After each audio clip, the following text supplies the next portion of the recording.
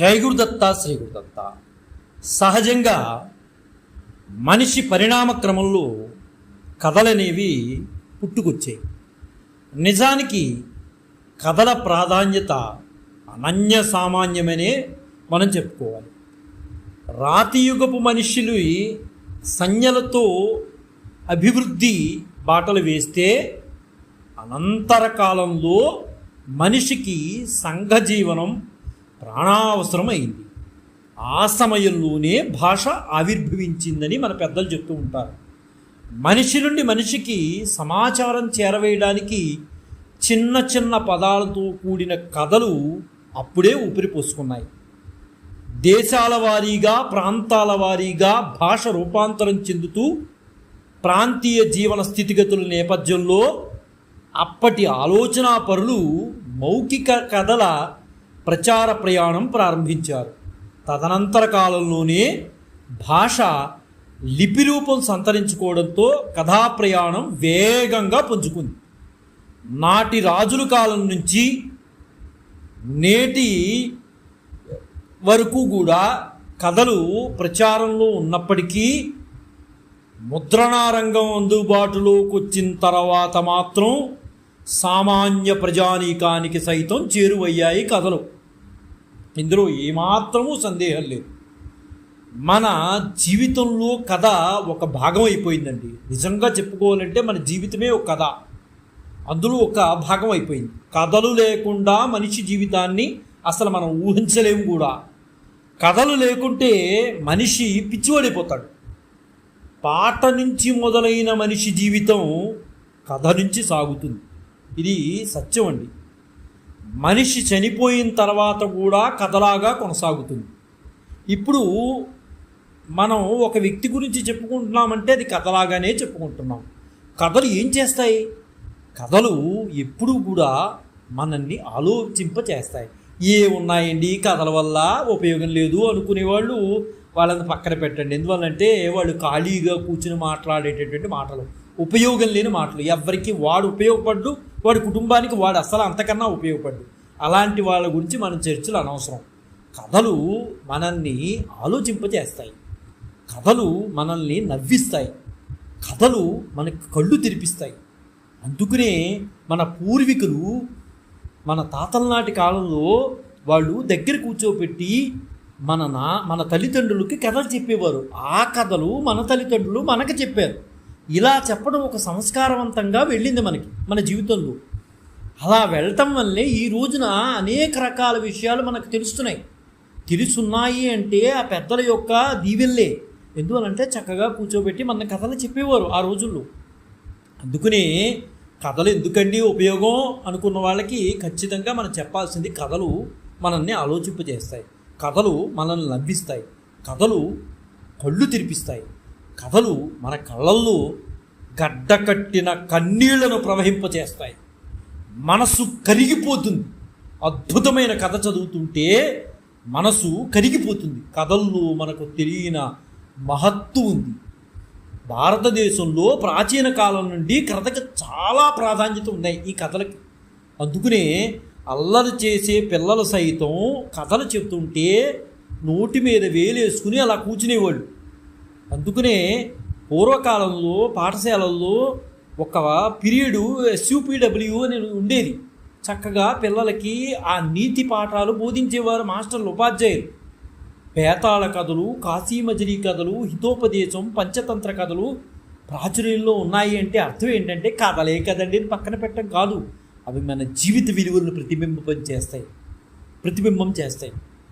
మనం ఎలా ఉండాలో చెప్తాయి, ఎలా ఉండకూడదు చెప్తాయి, ఎలా నడుచుకోవాలో చెప్తాయి. ఇవన్నీ చెప్పేది కథలే.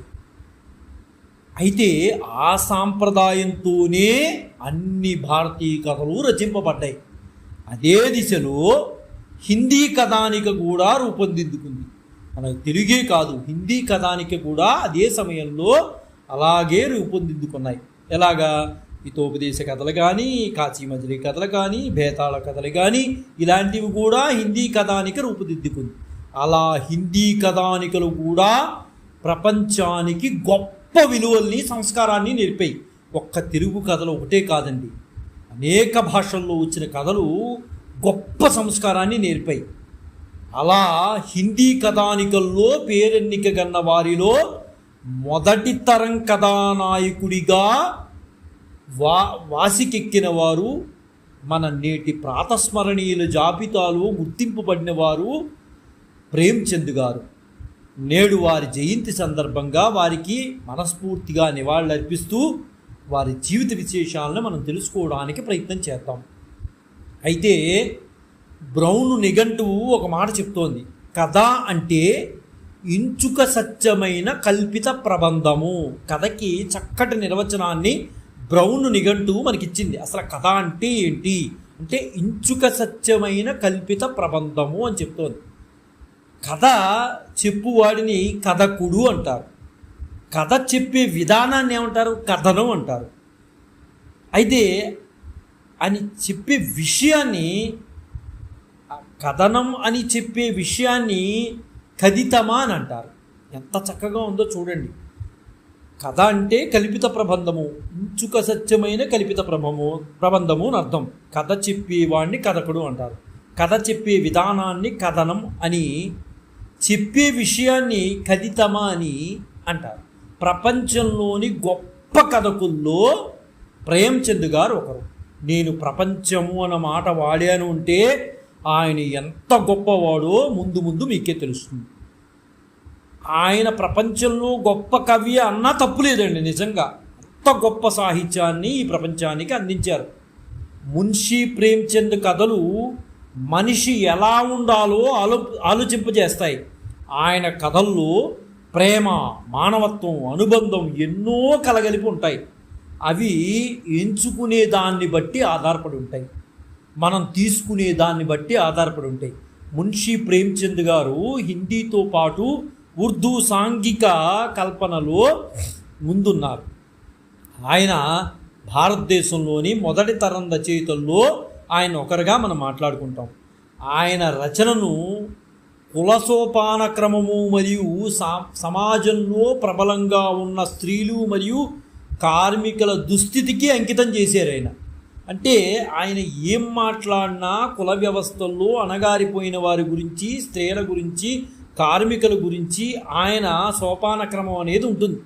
అందుకనే ఆయన రచనలో ఎంచుకోవటం బట్టి మనకు ఆధారపడి ఉంటుంది మనం ఎంత ప్రభావితం అవుతామో ఆయన కథల్లో అనేది.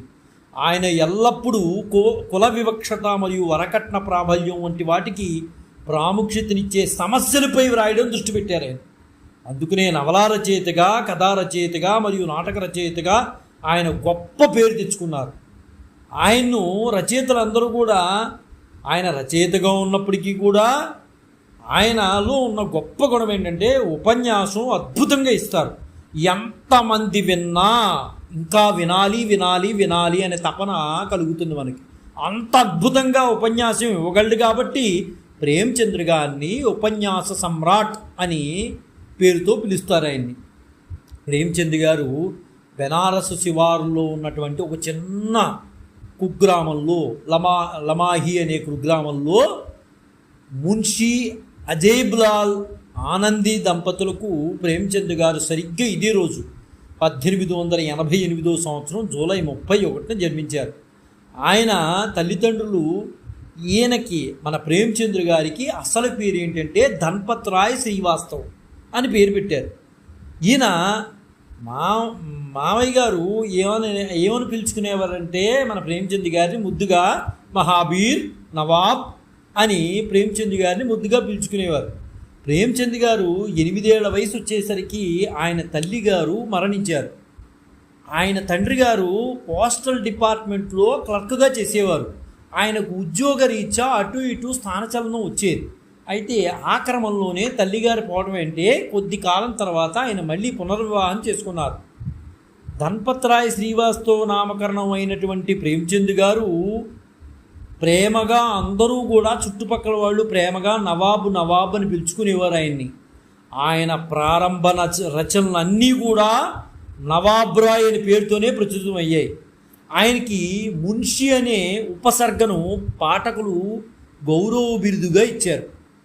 అయితే ప్రేమ్చంద్ గారు 13 సంవత్సరాల వయసులోనే రాయడం ప్రారంభించారు. ఆయన మొదటి పుస్తకం ఏంటయ్యా అంటే అపహాస్యం. అది ఎలా ఉంటుందయ్యా అంటే ఆయన తక్కువ కుల స్త్రీని ప్రేమించే బ్రహ్మచారిపై రాశారు, కానీ అది ఎప్పుడు కూడా ప్రచురింపబడలేదు. ఆయన మొదటి నవల అస్రార్ ఏ మాబిబ్. ఇది బ్రిటిష్ ప్రభుత్వం 1909లో ఆయన నవల ఒకటి గుర్తించింది. ఇలా ఆయన రాసుకుంటూ వస్తున్నారు నవలు. అయితే మొదటిది మాత్రం చిన్న నవల, అస్రార్ ఏ మాబిద్ అనేది చిన్న నవల. ఆ తర్వాత ఆయన కొంచెం వేగం పెంచి నవలు రాసుకోవడం ప్రారంభించారు. ఆ క్రమంలో సోజే వతన్ అనే నవలను రాశారు. అయితే ఇది ఏమైంది అంటే బ్రిటిష్ వాళ్ళ ప్రభుత్వానికి తెలిసింది, అంటే ఆయన రచన గురించి తెలిసింది. మరి దాన్ని వాళ్ళు ఏం చేశారంటే అందులో దేశభక్తి గురించి ఎక్కువగా రాశారు ఆయన. ఆ రాయటం వలన ఆ రచనను తిరుగుబాటుగా ఆయన ఉద్దేశించి ఆ రచనని నిషేధించారు. ప్రేమ్చంద్ ఇంటిపై కూడా వాళ్ళు దాడి చేశారు. దాదాపు నవల యొక్క దాదాపు 500 కాపీలు తగలబెట్టేశారు. ఆయన మొదటి 5 చిన్న కథల సంకలనాన్ని సోజీ వతన్ అనే పుస్తకంలో ప్రచురించారు. కథలన్నీ దేశభక్తితో కూడుకున్న వల్ల బ్రిటిష్ ప్రభుత్వం దేశద్రోహంగా వ్యాఖ్యానించింది. అయినా ఆయన్ని జిల్లా మ్యాజిస్ట్రేట్ ముందు హాజరు కావాల్సి వచ్చింది. ఆయన ఈ సంఘటన తర్వాత ఆయన బాగా కలత చెందాడు. తన పేరును మార్చుకోవాలి అనుకున్నాడు. అంతవరకు నవాబురాయ్ కింద ఉండేది, అలా కాదు, మార్చుకోవాలి. పేరుకి జన్మ వచ్చింది, ఒక కొత్త జన్మ వచ్చింది, కొత్త ఊపిరి పోసుకుంది. ఆ పేరే ప్రేమ్చంద్. ప్రేమ్చంద్ పేరుతో ఒక రచయితగా నిర్ణయించుకున్నాడు నేను రాద్దామని. ఆయన అంతవరకు ఆయనకి ఏదో ఒక సమస్యలు వచ్చేవి నవాబురాయిగా రాస్తున్నప్పుడు. ఇంకా ఆయన మనసులో ఒకటే తొలిచింది, ప్రేమ్చంద్ అనే కలంగా మనం వెళ్దాము, రచయితగా నిర్ణయించుకున్నాడు ఆయన. ఆయన మొదటి హిందీ కథ ప్రేమ్చంద్తో వచ్చింది సౌత్. ఇది 1915లో సరస్వతి పత్రికలో ప్రచురించబడింది. అయితే గోదాన్ ఆయన చివరి రచనగా కూడా నవలగా కూడా మనం చెప్పుకోవచ్చు. అయితే 1898లో ఆయన 10వ తరగతి పరీక్షల్లో ఉత్తీర్ణత సాధించిన తర్వాత ప్రేమ్చంద్ గారు ఉపాధ్యాయుడిగా మరియు పాఠశాల నిర్వాహకుడిగా సుదీర్ఘ వృత్తిని ప్రారంభించారు ఆయన. ఆ తర్వాత 1916లో మధ్యదశ చదువును కూడా నామమాత్రంగా కొనసాగించారు. 3 సంవత్సరాల తర్వాత ఆయన ఆంగ్ల సాహిత్యము, పర్షియన్ మరియు చరిత్ర సబ్జెక్టులుగా బిఏ పూర్తి చేసుకున్నారు. ఏదో రకంగా బిఏ పూర్తి చేశాడు ఆయన.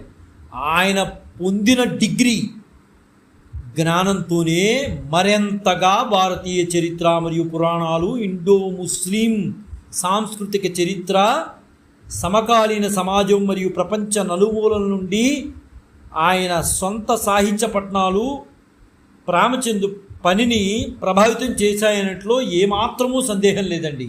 అంత గొప్పగా వెళ్ళిపోయాడు. ఆయన డిగ్రీ అయిపోయిన తర్వాత నుంచి జ్ఞాన సముపార్జన ఇంకా ఎక్కువ జరిగిన దగ్గర నుంచి ఆయన విపరీతంగా రాయడం ప్రారంభించేశాడు. సమాజంలో అణగారిన వర్గాల జీవితాలను లోతుగా వ్రాసిన మొదటి హిందీ మరియు ఉర్దూ రచయిత ఎవరన్నా ఉన్నారు అంటే అగ్రస్థానంలో ఉండేది ప్రేమ్చంద్ గారే. ఆయన పేరు చెప్పిన తర్వాతే మిగతా వారి పేరు మనం చెప్పుకోవాలి. ఎందువల్లంటే అణగారిన వర్గాల జీవితాల్లో వెలుగులు నింపాలి అని ఆయన వంతు ఆయన కృషి చేసిన మహనీయుడు మన ప్రేమ్చంద్ గారు. ఒక నియమం ప్రకారం ఆయన పని ఉండేది ఎప్పుడు కూడా. ఆయన పని ఏంటంటే ఆయన సామాజికంగా నిమగ్నమైన సామాజిక సంస్కరణ ఎజెండాగా ముందుకు వెళ్ళాడు. ఆయన సమాజంలో మార్పు తీసుకురావాలి, అణగారిన వర్గాలని పైకి తీసుకురావాలనే ఉద్దేశంతో ఆయన అద్భుతమైన రచనలు చేసేవారు. 1918లో గాంధీ గారు హిందీని జాతీయ భాషగా ప్రకటించారు. ఆ సమయంలో ప్రేమ్చంద్ గారు 1915 మరియు 24 మధ్య ఉర్దూకు బదులుగా హిందీలో రాయడం ప్రారంభించారు. అంటే దాదాపు ఈయన 1918లో హిందీని జాతీయ భాషగా ప్రకటించారు. అంతకు మునుపు నుంచి ఈయన రాస్తున్నప్పటికీ కూడా ఉర్దూలో దాన్ని వదిలేసి ఇంకా హిందీలో పడ్డారు. ఆయన హిందీలో రాయడం ప్రారంభించారు. 1921లో సహాయ నిరాకరణ ఉద్యమం సందర్భంగా గాంధీ గారు ఆయన ఉన్న ఊరికి వచ్చారు. ఆయన మాటల ప్రభావంతో అప్పుడు చేస్తున్నటువంటి ఉపాధ్యాయ వృత్తిని కూడా వదిలేసి రాజీనామా చేసి ఆయన ఆ ఉద్యమంలో పాల్గొన్నారు. 1923లో ప్రెస్ కొని సరస్వతి ప్రెస్ అని ప్రచురణ సంస్థను ప్రారంభించారు. అది తక్కువ ఆదాయం రావడంతోనే దాన్ని కూడా పక్కన పెట్టేశారు. అలాగే 1924-25 మధ్య 27-32 మధ్య లక్నోలో హిందీ పత్రిక మాధురికి సంపాదకుడిగా కూడా పనిచేశారు.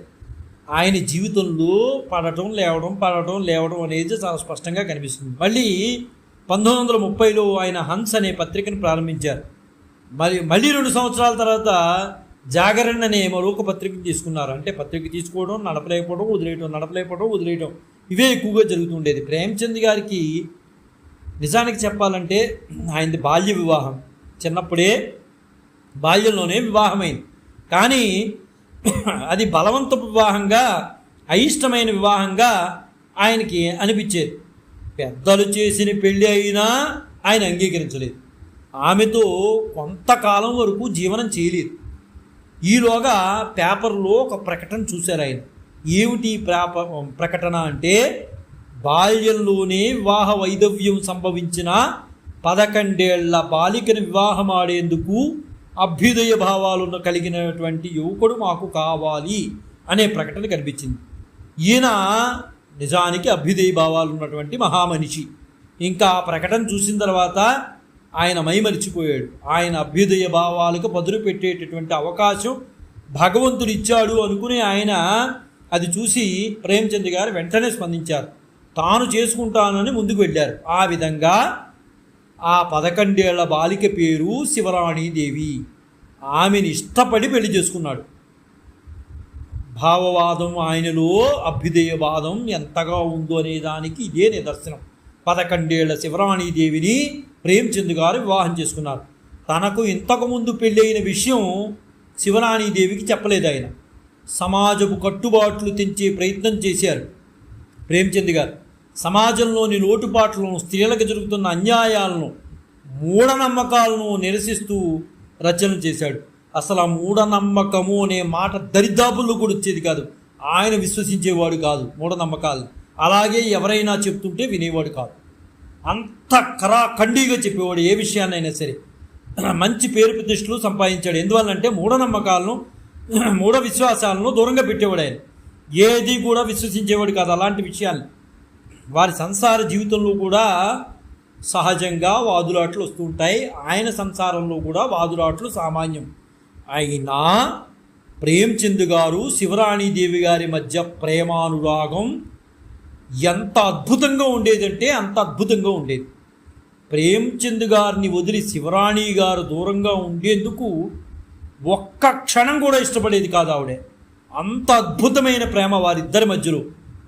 అందుకనే ఆయన రచనలో ప్రేమతత్వాన్ని, స్త్రీ పట్ల ఉండేటటువంటి గౌరవాన్ని చక్కగా ఆవిష్కరించాడు మహానుభావుడు ప్రేమ్చంద్ గారు. ఏ మాత్రము నలతగా అనిపించినా ఆమెను పక్కన కూర్చోపెట్టుకుని శివరాణీదేవి గారికి తన జీవితంలోని విషయాలను ఆమెకు చెబుతూ ఉండేవారు మన ప్రేమ్చంద్ గారు. భర్తకున్న అనారోగ్య సమస్యలు ఆవిడికి చాలా స్పష్టంగా తెలుసు. ఆయన జీర్ణకోశ సమస్యలు ఎక్కువగా బాధపడుతూ ఉండేవాడు. ఆమెకు శివరాణీదేవి గారికి అదే బాధ కలిగిస్తూ ఉండేది. ఈయన ఎన్నో రచనలు చేసేస్తూ ఉండేవాడు. ఈ విషయాలు ఏమీ పట్టించుకునేవాడు కాదు. జీర్ణకోశ సమస్య అనేది ఆయన్ని ఇబ్బంది పెడుతూ ఉండేది, కలిగిస్తూ ఉండేది. ఎంతో శ్రద్ధ తీసుకుని చూసుకుంటూ తన సాహిత్య సేవా, పత్రికా సేవ నడపడంలో ఆమె కూడా, అంటే శివరాణీదేవి గారు కూడా సహకరించేవారు. ఆయన జీర్ణకోశ సంబంధ వ్యాధి ఉందని తెలుసు కూడా ఆయనకి ఏదో రకంగా సహకరించేవారు. వారు రాసేటటువంటి తత్వాలు ఏవైతే ఉన్నాయో వాటిలో కూడా ఆవిడ సహకరిస్తూ పోయేవారు, ముందుకు పోయేవారు. ప్రేమ్చంద్ గారు 1935లో జ్వరంతో బాగా బాధపడుతూ పత్రికకు సంపాదకీయడం, రాయడం మొదలుపెట్టారు. అప్పటికే విపరీతమైన జ్వరం, సంపాదకీయాలు రాసేస్తున్నాడు ఈయన. ఆ భార్య గారు శివరాణీదేవి గారు అభ్యంతరం వ్యక్తం చేశారు. ఏమండి ఏమిటి మీ ఆరోగ్యం బాగోలేదు, ఇప్పుడు ఇవన్నీ రాయాలా? మీరు రాసింది చూసేవాళ్ళు ఉంటారా? చూడని వాళ్ళు ఉంటారు కదండి, చూసేవాళ్ళు ఉంటారు. సరే, చూడని వాళ్ళు కూడా ఉంటారు. ఎందుకండి మీ ఆరోగ్యం పాడు చేసుకుంటూ బయట వారికి మీరు సేవ చేయడం ఏంటి? మీ ఆరోగ్యం పాడైపోతే ఎవరు చూస్తారు మిమ్మల్ని? మీరు ఎవరికో న్యాయం చేద్దాం అనుకుంటారేంటి? మీ ఆరోగ్యం మీరు చూసుకోరేంటి అని సాధారణ స్త్రీ గృహిణి ఎలా అయితే స్పందిస్తుందో అలాగే ప్రేమ్చంద్ గారి భార్య శివరాణి గారు కూడా అలాగే స్పందించారు. అందుకు ప్రేమ్చంద్ గారు ఒక మాట అన్నారు, రాణి నువ్వు పొరబడుతున్నావు, నేను నాకు నచ్చిన పని చేస్తున్నాను, ఇందులో నువ్వు ఏమీ బాధపడకు, నాకు ఏదైతే ఇష్టం ఉందో ఆ పనే నేను చేస్తున్నా, ఇందులో ఓ రాణి నువ్వు గమనించు, నాకు ఇందులోనే ఆనందం దొరుకుతుంది, మరి ఇందులోనూ నాకు ఆనందం దొరకదు. పంచభక్ష పరవాణాలు నా ముందు పెట్టినా నాకు ఆనందం ఉండదు, నా రచనలే నాకు ఆనందము. ఇది ఒక రకమైన రాణి, నీకు తెలియదు, ఒక మత్తును కలిగిస్తుంది రాణి ఇలాంటివి రాసేవి. ఇది చెడు పని కాదు, నువ్వు గమనించాలి. నేను దీపం వంటి వాడిని, గుర్తుపెట్టుకో రాణి. నువ్వు ఇందాకన్నావు చదివే వాళ్ళు ఉంటారు, చదవని వాళ్ళు ఉంటారు, ఎందుకండి మీ ఆరోగ్యాన్ని పాడు చేసుకుంటారు అని అంటున్నావు. దానికి సమాధానం చెప్తున్నాను. నేను దీపం వంటి వాడిని, వెలుతురునిస్తాను. ఆ వెలుతురు ఇతరులు లాభానికి వాడుకుంటారో నష్టపోతారో నాకు సంబంధం లేదు అన్నారు. అనగానే శివరాణీదేవి గారికి అసలా ప్రేమచంద్ గారంటే ప్రేమ.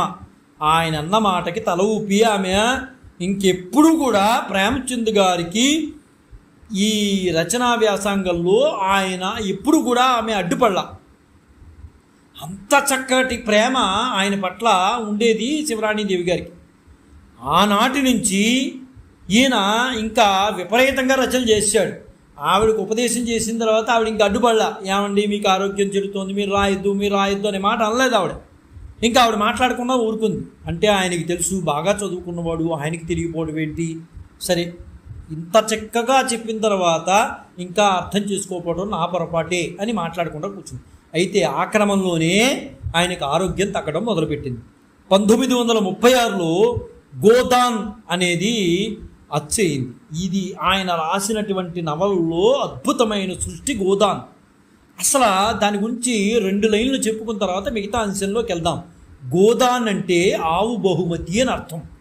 అనేది భారతదేశంలో రైతు సమాజానికి ప్రాతినిధ్యం వహిస్తున్న హోరీ మరియు అతని కుటుంబ జీవితాల చుట్టూ తిరిగేటటువంటి నవల ఈ గోదాన్.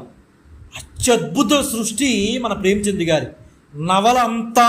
హోరీ తన లోపల ఒక గొప్ప మరియు స్వచ్ఛమైన హృదయాన్ని మోసుకెళ్ళడాన్ని అడ్డంకులు కలుగుతున్నప్పటికీ కూడా దాన్ని అధిగమిస్తూ ఉన్నట్లు మనకి కనిపిస్తుంది. ఆవులు కాపరైన బోలా నుండి హోరీ ఆవులను కొనుగోలు చేయడంతో కథ మొదలవుతుంది. ఇదండి అసలు నిజంగా చెప్పాలంటే గోదాన్. ఇది అద్భుతమైన నవల, అందరూ చదవలసిన నవల. ప్రేమ్చంద్ గారు నిజంగా చెప్పాలంటే అన్కవర్డ్ బేసిక్ ట్రూ రైటర్ అంటారు అనే చెప్పుకోవాలి. ఆయన నవల్లో కొన్ని చురకలు చాలా గట్టిగా అంటిస్తారండి. ఆయన సమాజానికి మేలు చేసేటటువంటి ప్రయత్నంలో ఆయన చెప్పవలసినటువంటి అంశాన్ని ఆయన వదిలేవారు కాదు, చక్కగా చెబుతూ చురకలు అంటించేవారు. ఏమని చెప్పాడంటే, చాలా ఆయన రచనలో చాలామంది వృద్ధాప్యంలో ఉన్నటువంటి తల్లిదండ్రులను పట్టించుకోక గాలికి వదిలేసి తిరుగుతూ నేను గోమాత సేవ చేస్తాను, గోవుకు మాత్రమే సేవ చేస్తాను అంటాం ఎంత ఆశ్చర్యకరంగా ఉంది. జన్మనిచ్చిన తల్లిదండ్రులను పట్టించుకోడా, వదిలేస్తాడా, రోడ్డు మీద పడేస్తాడా? ఇలాంటి వారు గోమాతకు సేవ చేస్తున్నారంటే అందులో ఆ సేవలో ఎంతవరకు ఉంది అని ఆయన నిష్కర్షగా మాట్లాడేవారు. ఈ మాటలు కొంతమంది ఛాందస్సువాదులకి కొంచెం ఇబ్బంది కలగజేసేవి. ఆయన మాట్లాడేవి సూటిగా హృదయానికి తగిలేవి. తల్లిదండ్రులు సేవ చేయకుండా వదిలేసి వృద్ధాప్యంలో గాలికి తిరుగుతూ నువ్వు గోమాత సేవ చేస్తానంటే అది ఎంతవరకు నిజము అని క్వశ్చన్ చేసేవారు ఆయన.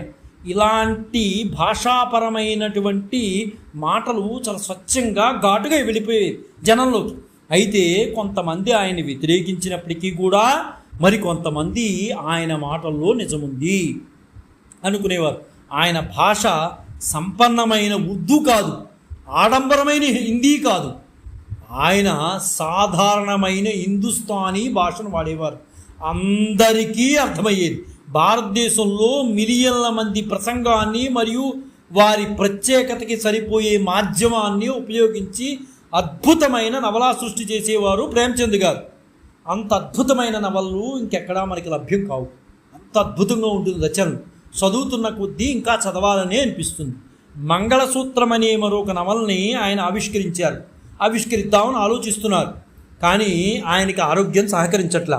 తన ఆరోగ్యం వలన భార్య బాధపడుతోంది అని ఆయనకి తెలిసింది, దిగులు పడుతోంది అని కూడా తెలిసింది. ఎందువల్లంటే ఆయనకి రాస్తున్నారు మాంగళ్యము సూత్రము అని, మాంగళ్య సూత్రము అనేది రాస్తున్నారు. అప్పుడే కొంచెం రక్తపు వాంతులు అయ్యాయి ఆయనకి. అవి శుభ్రం చేసి ఆయన పక్కనే కూర్చుని పక్కనే కూర్చుని నుదుటి మీద చెయ్యి వేసి ఉంచమని ఆయన కోరాడు. రాణి ఒకసారి నా పక్కకు వచ్చి కూర్చుని నా నుదుటి మీద ఒకసారి చెయ్యి నువ్వు అన్నాడు. అలాగే పాపం ఆవిడ రాణిగారు వచ్చి ప్రేమచంద్ గారి నుదుటి మీద చెయ్యి వేసింది. ఆమె కంటనీరుతో అలాగే కూర్చుంది. ఎందువల్లంటే అంతకు మునిపే రక్తపు వాంతులు అయ్యాయి ఆయనకి. ఆమెకేమో గుండెలు. ఈయన వినడు, సమాజానికి సేవ చేస్తాను అంటాడు. ఆయన చెయ్యండి తప్పు లేదు, ఒక మోతాదు మించి చెయ్యొద్దు ఉంటుంది ఆవిడ. కానీ ఆయనకి అడ్డుపడలేదు. ఆనాడు చెప్పిన తర్వాత నుంచి ఆవిడ ప్రేమచంద్ గారికి అడ్డుపడలా.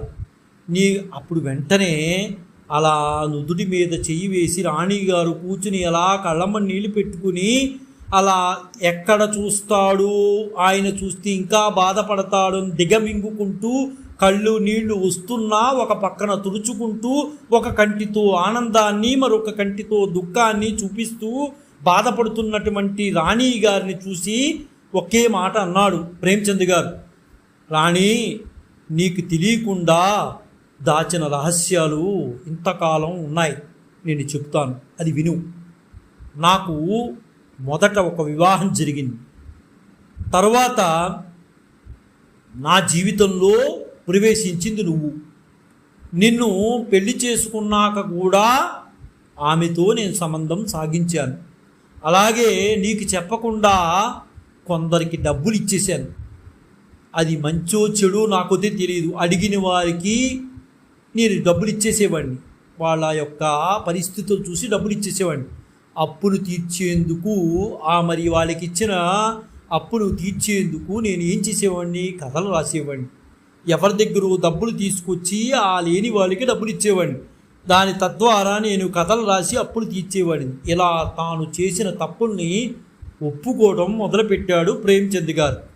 అయితే ఒక్క విషయం, అవసాన కాలం వచ్చినప్పుడు మనిషి ప్రవర్తన అలాగే ఉంటుంది. రేపటి రోజు మనం చూడము అంటే ఖచ్చితంగా మన నోటి నుంచి 100% నిజాలే మనం మాట్లాడతాం. రేపటి రోజు మనం చూస్తాము నమ్మకం ఉంటే 100% మనం నిజాలు మాట్లాడలేము.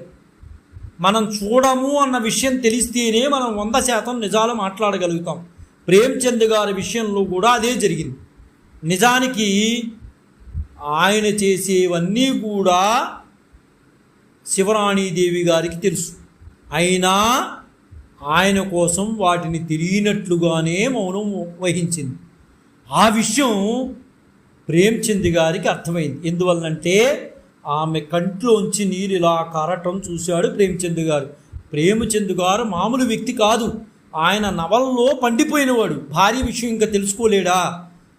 కళ్ళమ్మని నీళ్లు వస్తుంటే భార్యను చూసి అప్పటికి అర్థమైపోయింది, శివరాణీదేవి గారి మీద ఇప్పుడున్నటువంటి గౌరవం కన్నా 100 రెట్లు 1000 రెట్లు ప్రేమ పెరిగిపోయింది ఆయనకి. భార్య తెలిసి కూడా, అన్నీ తెలిసి కూడా నన్ను నిలదీసి ఎప్పుడూ ఏమీ అడగల. నీ హృదయం ఎంత విశాలమైంది అని ఈరోజు నేను గ్రహించగలుగుతున్నాను అని అనుకుంటూ ఆయన ఒక మాట అన్నారు. రాణి, నాకు ఇప్పుడు ఎక్కువ కాలం బ్రతకాలనుంది. ఇంతకాలం అనుకునేవాడిని కాదు. నా గురించి అన్నీ తెలిసినా నువ్వు తెలియనట్లు నా పట్ల ప్రేమతో ఎంతగా మెసిలేవో నాకు అర్థమైంది. నేను ఇప్పుడు బ్రతకాలని కోరుకుంటున్నాను రాణి. అది నా కోసం కాదు రాణి, నా భార్య కోసం, అంటే నీకోసం నేను బ్రతకాలనుకుంటున్నానని ఆయన పరమాత్ముడికి చెప్తున్నాడు. ఆయన ఇంకో మాట చెప్తున్నారు దేవుడికి, ఓ దేవా, ఆమె మహాత్యాగి, ఆమెతో కలిసి మరింత కాలము నేను ఉండాలని నేను కోరుకుంటున్నాను. నేను మిగతావి ఏమీ కోరుకోట్లా. నాకు డబ్బు కావాలి, ఇంకోటి కావాలి, పేరు ప్రతిష్టలు కావాలని కోరుకోట్లా. నన్ను బ్రతికించు దేవా. నా భార్యకి నేను ఆనందాన్ని కలగజేయాలి. ఇంతకాలం ఆవిడే చాలా బాధాతప్త హృదయంతో వెళ్ళింది. కనీసం ఈ చివరి నాళ్ళైనా ఆవిడ మనస్సు ఆనందంగా ఉండే విధంగా చెయ్యాలని నేను కోరుకుంటున్నాను. వచ్చే జన్మలో కూడా ఈమె నాకు అర్ధాంగిగా చెయ్యిదేవా. నేను అది ఒక్కటే నిన్ను కోరుకుంటున్నాను భగవంతుణ్ణి ఆయన ప్రార్థించారు. కనీసం నా ఈ చివరి కోరిక ప్రార్థన ఆలకించుదేవా అని ఆయన తనలో తాను దేవునితో చెప్పుకున్నారు. మనము ఎవరికి ఏ అపకారము చేయలేదు భార్యతో చెప్తున్నారు. భగవంతుడు మన మొర తప్పక ఆలకిస్తాడు. రాణి, నువ్వు నా పక్కనే ఉండు, ఎక్కడికి వెళ్ళకు. నువ్వు ఉంటే నాకు ఈ రోగాలు నన్ను ఏమీ చేయలేవు. నీ సంగతి ఏంటో నాకు తెలిసింది. నేను అంటే ప్రేమించిందంటే ఎంత ప్రేమగా ఉందో నీ మనసులో అనేది నాకు అర్థమైంది. నువ్వు ఉంటే నాకు అదే ధైర్యం. నీకు చెప్పాలనుకున్న విషయాలు పూర్తిగా చెప్పగలుగుతాను నేను అని అన్నారు. ఇదంతా కూడా దాదాపు అక్టోబర్ 6, 1936 జరిగింది. 2 రోజుల తర్వాత అంటే అక్టోబర్ 8, 1936 ఆయనకి మోషన్స్ విపరీతంగా అయిపోయాయి. వెంటనే రాణిగారు శుభ్రం చేయడానికి పూనుకున్నారు. అక్కడ శుభ్రం చేస్తున్నారు. అకస్మాత్తుగా ఆయన శరీరం చల్లపడిపోయింది. చల్లపడిపోవడమే కాదు, అలా రాణిగారు చూస్తుండగా ప్రాణాలు అనంతవాయువుల్లో కలిసిపోయాయి. 56 సంవత్సరాలకే ఆ మహామనీషి జీవితం అంతమైపోయింది. అన్ని మానవ సంబంధాల్లో భార్యాభర్తల అనుభూతిని అద్భుతంగా చూపించినటువంటి మహానుభావుడు ప్రేమ్చంద్ గారు. వాళ్ళిద్దరి యొక్క దాంపత్య జీవితము 10 మందికి ఆదర్శం కావాలి. అంత అద్భుతంగా ఉండేదన్నమాట. అంత చివరి దశల్లో భార్య అంటే ఏంటనేది ఆయనకి తెలిసొచ్చి ఎంత బాధపడ్డాడో ఆయన అంత బాధపడ్డాడు. అయితే ఆయన ఎంత ప్రేమతత్వంతో ఉన్నా ఆ సంబంధం ఎక్కువ కాలం కొనసాగలేదు. అయితే ఇక్కడ రాణీదేవి గారు భర్త చనిపోయాక భార్య ఆయనతో తను పంచుకున్న జీవితం గురించి నిజాయితీగా ఒక పుస్తకాన్ని రాసింది. బహుశా భారతదేశ సాహిత్య చరిత్రలో అరుదుగా కనిపించేటటువంటి అంశాలు. భర్త చనిపోయిన తర్వాత భార్య ఆయన తనతో పంచుకున్నటువంటి విషయాలను బహిర్గతం చేస్తూ ఒక అద్భుతమైన ఆవిష్కరణ చేయడం భారతీయ సాహిత్య చరిత్రలోనే ఒక అద్భుతమైన అంశం. ఇంట్లో ప్రేమచంద్ అనే పుస్తకాన్ని శివరాణీదేవి గారు రాశారు. అది తెలుగులో అనువదించబడింది, ఇంట్లో ప్రేమచంద్. ఆ పుస్తకాన్ని తప్పనిసరిగా అందరూ చదవాలి. ముఖ్యంగా ఆడవారు చదవాలి. ఆ పని చేయాలి, ఖచ్చితంగా చేయాలి. ఇది శివరాణీదేవి గారు ఇంట్లో ప్రేమచంద్ అనే పుస్తకాన్ని రాసి చూపించారు. భారతీయ సాహిత్య చరిత్రలో ఒక అద్భుతమైన ఘట్టం ఇది. సంభాషణల ద్వారాను అక్కడక్కడ స్వగతంగాను ఆమె రాసిన విషయాల వల్ల ప్రేమచంద్ తాలూకు గొప్పతనమే కాక ఆమె గొప్పతనము, ప్రేమచంద్ను ఆమె ముందుండి నడిపించినటువంటి విషయాలు, ఆమె తెలివితేటలు, ధైర్యము మనకన్నీ కూడా ఇంట్లో ప్రేమచంద్ అనే పుస్తకంలో మనకు కనిపిస్తాయి. ప్రేమచంద్ గారి గురించి తెలియని విషయాలు కూడా నిజంగా తెలుస్తాయి. ఆ పుస్తకాన్ని ఆయన ఎటువంటి వ్యక్తో తెలుసుకునేందుకు, ఇంకా ముఖ్యంగా ఆయన భార్య శివరాణీదేవితో ఆమెలో ఎంత ప్రతిభ ఉందో తెలుసుకునేందుకు అందరూ తప్పనిసరిగా చదవాలండి. ప్రేమచంద్ గారే కాదు, ఆయనతో సహభాగి అయినటువంటి శివరాణీదేవి గారు కూడా అంత అద్భుతమైన తెలివితేటలు ఉన్నాయి ఆవిడలో. అంత అద్భుతంగా ఆవిష్కరించారు ఇంట్లో ప్రేమచంద్ అనే పుస్తకాన్ని. ఆయన మనస్సులో ఎప్పుడూ కూడా ప్రేమచంద్ గారికి స్త్రీల పట్ల గౌరవభావం ఉండేది. స్త్రీలు పురుషుల కన్నా గొప్పవాళ్ళు అని ఆయన నమ్మకం. నేను ఎప్పుడైనా అంటే ఆవిడ రాసుకుంటూ ఒక మాట చెప్తున్నారు శివరాణీదేవి గారు. నేను ఎప్పుడైనా ఆరు బయట కూర్చోవాలని అనిపించింది అనుకోండి, బయటకు వచ్చి నిలబడేదాన్ని. ఆయన వెంటనే లేచి వెళ్ళి గబగబా ఒక కుర్చీ తీసుకొచ్చి వేసేవాడు. ఆయన ఏదో రాసుకుంటూ ఆరుబయట కూర్చుంటే నేను వెళ్ళి ఆయన పక్కన నుంచుంటే గబగబగబా కుర్చీ తీసుకొచ్చి వేసేవాడు మహానుభావుడు. నా కంచం పక్కన కూడా నీళ్ల గ్లాసు ఉంచేవారు. నేను అన్నం తింటుంటే ఆయనకి పెట్టేసిన తర్వాత నేను తింటుంటే నా పక్కన నీళ్లు లేకపోతే అన్నం మంచినీళ్ళు తీసుకొచ్చి ఇచ్చేవాడు ఆయన. నేను ఒక్కదాన్ని కూర్చుని వంట చేస్తుంటే కనపడితే చాలు పక్కనే పీట వేసుకుని వంట అయ్యేదాకా వంటిట్లోనే కూర్చునేవాడు ఆయన. ఏదో కబుర్లు చెప్తూ ఉండేవాడు. చదువుకునేందుకు నాకేమైనా ఇచ్చాకనే తాను రాసుకోవడానికి కూర్చునేవాడు. నన్ను ఖాళీగా ఉంచేవాడు కాదు. ఏదో ఒక జ్ఞాన సంపన్నురాలుగా తయారు చేశాడు ఆయన. ఏదైనా చదువుకోవాలంటే ఒక పుస్తకం తీసిచ్చేవాడు. నువ్వు ఖాళీగా ఉండొద్దు రాణి, ఏదో ఒకటి చదువుకుంటూ ఉండు అనేవాడు. ఆ జ్ఞానము అది ఆగదు, నీతో ఆగదు, 10 మందికి వెళుతుంది అని చెప్పేవాడు. నేను ఎక్కడైనా వెళ్ళాలంటే ఎక్కడికైనా అంత దూరం నా వెంట వచ్చి దింపి వెనక్కి వెళ్ళేవాడు. ఎంత గొప్ప సంసార జీవితమో కదా మాది అని ఆవిడ అద్భుతమైన ఆవిష్కరణ చేసింది. నిజమే, ఆవిడ జీవితము గొప్ప సంసార జీవితం. ఎందువల్లంటే వైధవ్యం బాల్యంలో పొందినప్పటికీ కూడా ఒక అద్భుతమైన భర్త ఆమెకి లభించాడు. స్త్రీకి ఇంతకన్నా కావలసినటువంటి గొప్ప వరం ఏముంది? ఒక తన మనస్సుని అర్థం చేసుకునేటటువంటి భర్త దొరకటం నిజానికి స్త్రీకి భగవంతుడిచ్చినటువంటి వరం. దానితో ఎన్ని కోట్లున్నా ఎన్ని లక్షలున్నా అవి సరిసమానం కావు. భర్తనేవాడు భార్య యొక్క మనసును ఎరిగి ఉండాలి, భార్య భర్త మనసును ఎరుగు ఉండాలి. ఇలాంటి సంసార జీవితము వాళ్ళిద్దరి మధ్యలో పండింది అని ఆవిడ చక్కగా ఇంట్లో ప్రేమచంద్ అనే పుస్తకంలో అక్కడక్కడ ఆవిడ రాసుకున్నారు. సైద్ధాంతిక ముఖతలం వెనుక ఉన్న మలిన వాస్తవాన్ని ఆయన బహిర్గతం చేసేవాడు. ఎప్పుడు కూడా మలిన వాస్తవాలు ఏవైతే ఉన్నాయో అవి నిర్భయంగా నిర్భీతితో బయటికి చెప్పేవాడే. అంత గొప్పగా బహిర్గతం చేసేవాడు.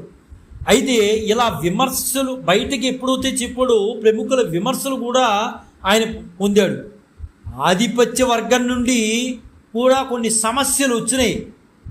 అయితే వాటిని అన్నింటినీ కూడా అధిగమించుకుంటూ వెళ్ళాడు ఆయన మహానుభావుడు.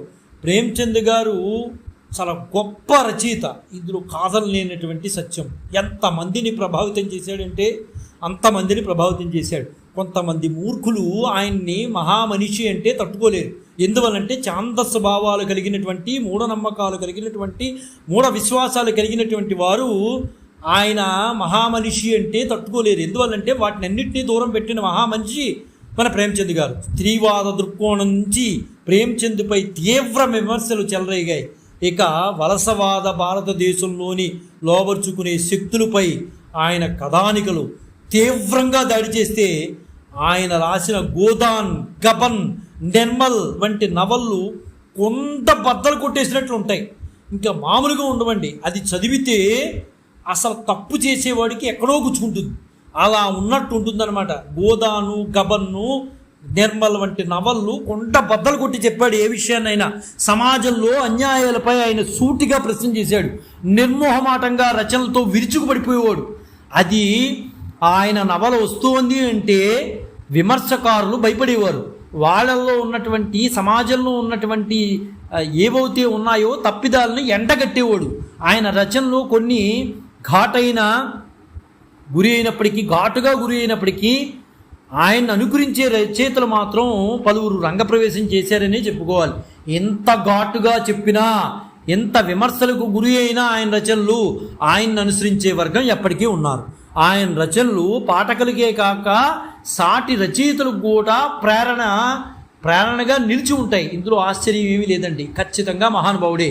ఆయన రచనలు తెలుసుకుంటుంటే మనం చేసేటటువంటి తప్పిదాలు ఏంటనేది చాలా స్పష్టంగా తెలుస్తాయి. నేనే గొప్పవాడిని అనుకోకూడదు. అందులో రచనలు చేసిన తర్వాత ఆ రచనలో ఉన్న విషయాలు గమనిస్తే మన తప్పులు ఏంటో మన బయటపడతాయి.